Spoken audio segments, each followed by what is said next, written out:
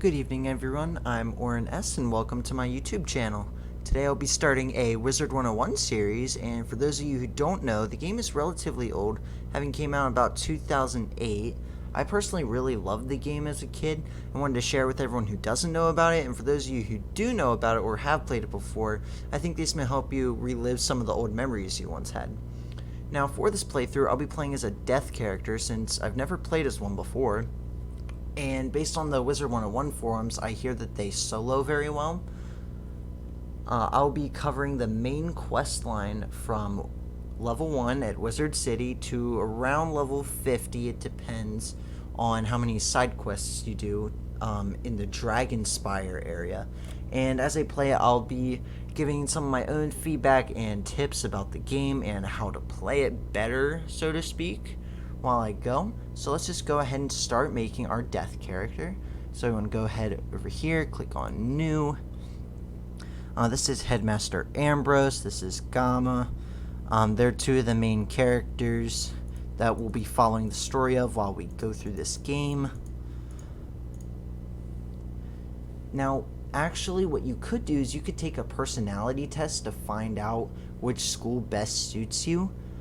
But what I'm going to do is, like I said, since I'm going to be a death character, I don't want to try to take the guess and get death however many times. Instead, I'm going to hit skip the test, and I'm just going to choose death.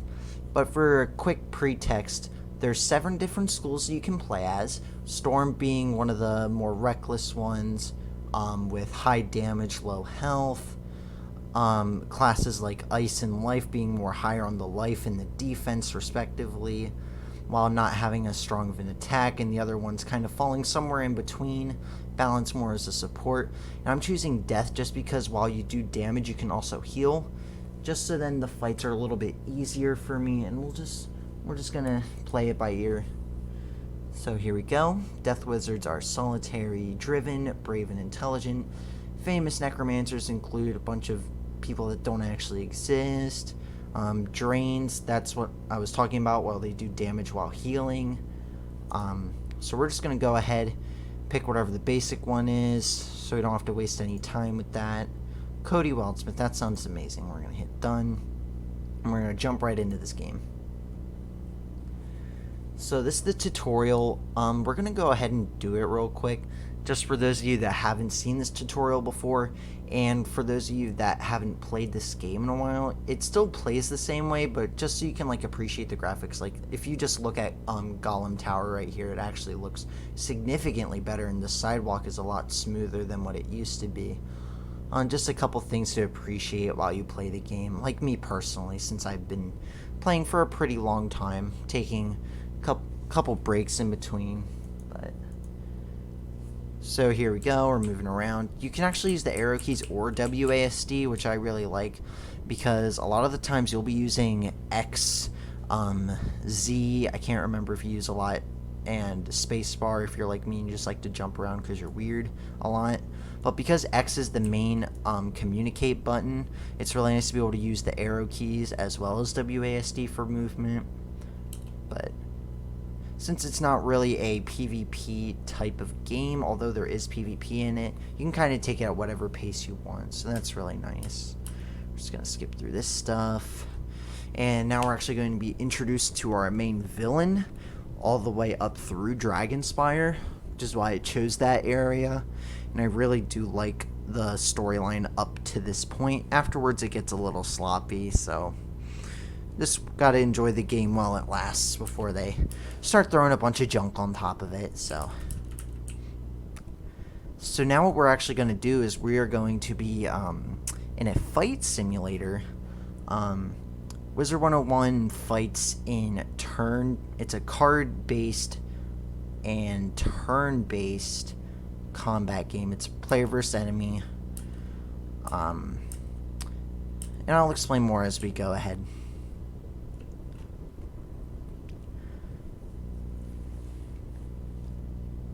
Alright, so right off the bat, we have 15 mana down here. It'll explain it more in a second, but I'll just do it now so we can skip over it later.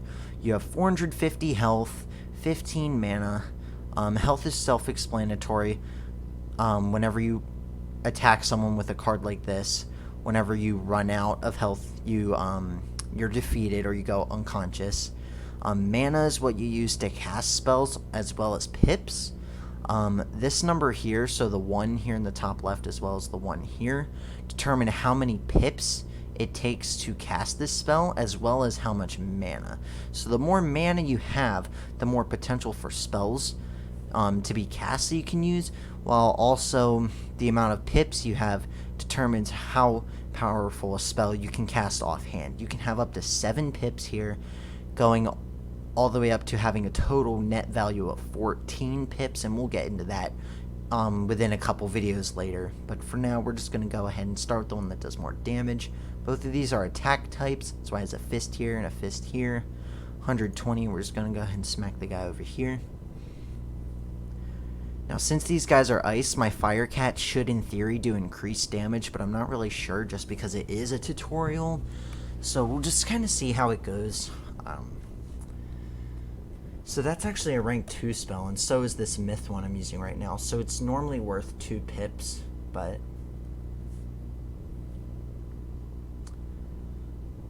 it's more just to show you how this game works.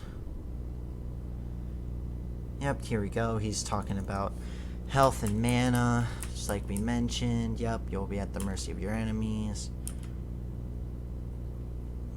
Okay, now we're gonna go ahead and hit the other one this time.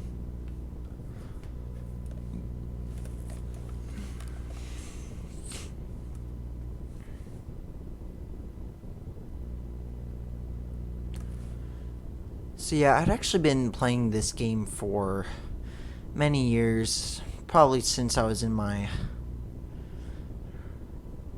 I wasn't even a teenager at that point. When this game came out, it was one of the heads of its clan at the time. There's not really any games like it, which is why I personally love it, and that's the only reason I've been able to come back to it. Oh, here we go. Now we have a healing spell. That's why there's a heart here instead of a fist. And the general description at the bottom here of what the card does. Still same 1 pip.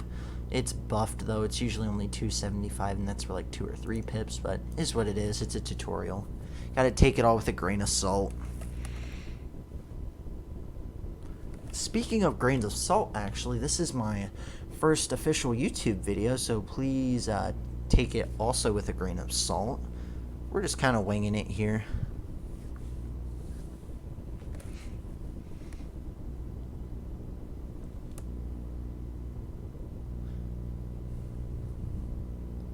Even some of the graphics, though, like for the Malistaire and Ambrose, have gotten improved, although the little face here is kind of ugly. But the character here is a lot better than what it used to be.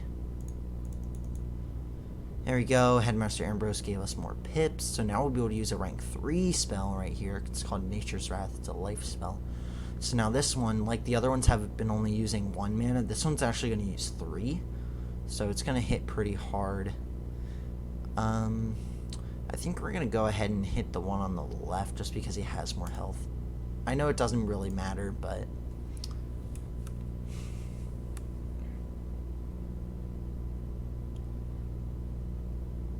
Yep, like it says on the bottom, that spell reduces the power of your own spell. That spell is called Weakness. What it does is,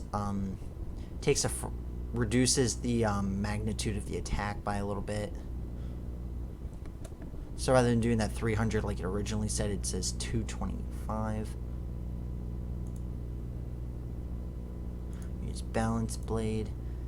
So this is like the opposite of that one that this guy just put on me. What it's going to do is it's actually going to buff my spell. So then rather doing a base amount of damage, it should do, I believe, 30% higher damage than what it did before. And playing a death character as we go further into the game, that's going to be crucial for us because the amount of healing we get from our attacks is based on how much damage we do. So having spells like that Blade on is going to not only increase the damage we do to our enemies, but the amount that we get back. So, okay, it was actually 25%, but... And here we go. Yep, this is an AoE attack. So this card isn't actually formatted correctly. You'll notice that when we get farther into the game. AoE spells should actually have a little picture of a monster, meaning like to all enemies, while as this one is stated here, it should only technically be allowed to hit one enemy. But like you saw there, it didn't have me click on the card and then a person. That's how you can also tell that it's an AoE.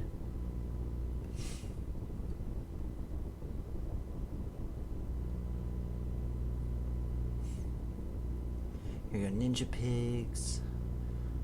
A lot of the cards that they're using right now, a lot of these spells, I mean, are actually not introduced until later in the game. But just in order to keep the viewers and the players into the game for longer, they try to throw out some of the more flashy cards right away, which makes sense. I see why they did it, but still. It's kind of a letdown to realize that the cards that you get to play as, you don't get to see those ones again for some classes as many as 40 levels. And since we're only going to be going into the 50s, maybe 60, depending on how many side quests I decide to do off screen, we'll see. We might not even get to see some of those cards. Sinister Gold brought him here. Yup, yeah, I'm pretty hurt. I'll agree with that. Nice. So now we're going to talk about experience. For each fight you do, you get experience. This is the experience bar, and yes, you do dance after every single fight you don't die from. So let's see here. Whew, that was almost an entire level there, about 75% of a level just from that one fight. So yeah, you do actually get experience from the fights that you do. So the more mana you use, I believe it converts to like 3 XP per mana that you use. Now, while 0 mana will also be 3 XP, so counted the same as 1. So for some people, they'll actually mill out a battle for a really long time just to farm XP if they're not able to get to a certain place that they need to. But yeah, we don't really care about the menu chat. It just lets you talk to other people. I actually have text chat, so I don't really... Okay. There you go. Yep, you can chat with anyone. Yep, I already have text chat, so that's fine. Here we go. He's going to give us some of the other basic in-game items that we'll be talking about in our next video, probably. Let's see here. Quite impressed with your courage, yada yada. Yep, come headmaster. So we're going to go ahead back to his room in a hot second here. So we're just going to go ahead back outside.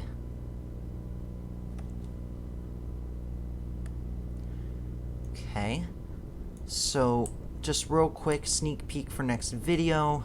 We're going to go ahead and accept our first quest next video, and we're actually going to get started with the questing process.